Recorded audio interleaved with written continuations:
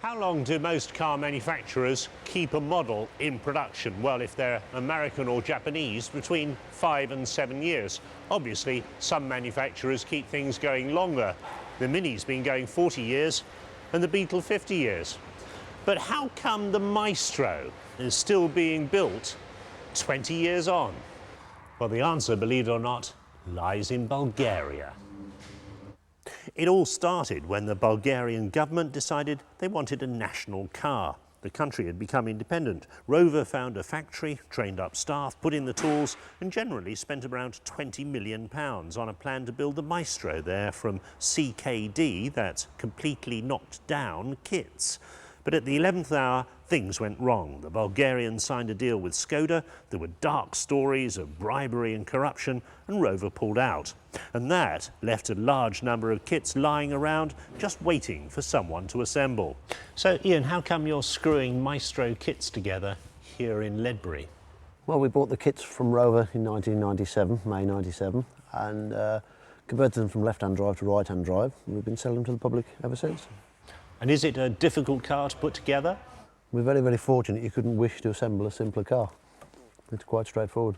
And they look slightly different to the Maestros I remember. Why is that? Yeah, it was a Bulgarian market spec. It's a Clubman, really, without a sunroof. Now, when you build the cars from the kits, you're converting them from left-hand drive to right-hand drive, but there's some interest in the left-hand drive models.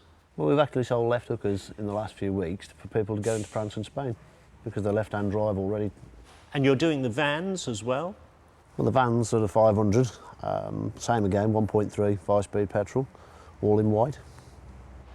Now, I remember the Maestro launch in Spain. The top-of-the-range versions had a voice synthesizer that told you to put on your seatbelt and take off the handbrake. Now, we came down a mountain road, I hit a patch of oil, skidded into the side of the mountain, smashed the car very hard and turned it on its roof, and we skated down the road with cascading glass and shrieking metal. Came to rest, hanging in our seatbelts. There was a little silence and a voice said, "Low oil pressure." Let's hope it doesn't happen for the reunion of the Maestro.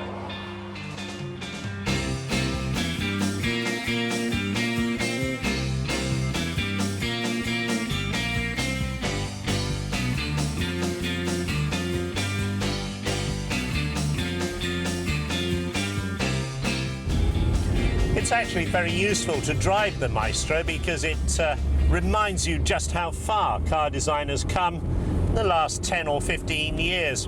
When the Maestro was launched, I thought it was very underrated. It got an image as an old man's car. You used to see them smoking pipes with hats on in front of you at a stolid 45 miles an hour, no faster. But in fact, there were some very quick Maestro variants. I remember the MG Maestro Turbo that was a real road burner, a lot quicker than a Golf GTI 16 valve, for instance, but somehow never quite had the same image.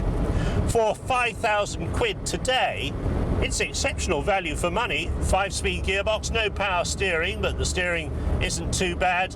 Very sparse and Spartan plastic dash layout, but again, what do you want for the money? £5,000, of course, is not a lot for a brand new car. The only other new car on sale in the UK for a similar price is the Perdua Nipah, a Malaysian copy of an old Daihatsu, and not frightfully desirable. So the Maestro makes quite a lot of sense compared to other new car prices. However, £5,000 will buy you quite a lot on the used car market. It would be silly to pretend that the Maestro is the same as a brand new current car. It is starting to show its age. And for £5,000, you could buy a pretty good second-hand car instead. Nevertheless, it is brand new. A lot of people in this country did buy Maestros first time round, and it could be coming up for retirement. You might think that a truly British car like this, and let's face it, there aren't many of them, would be the one to see you out.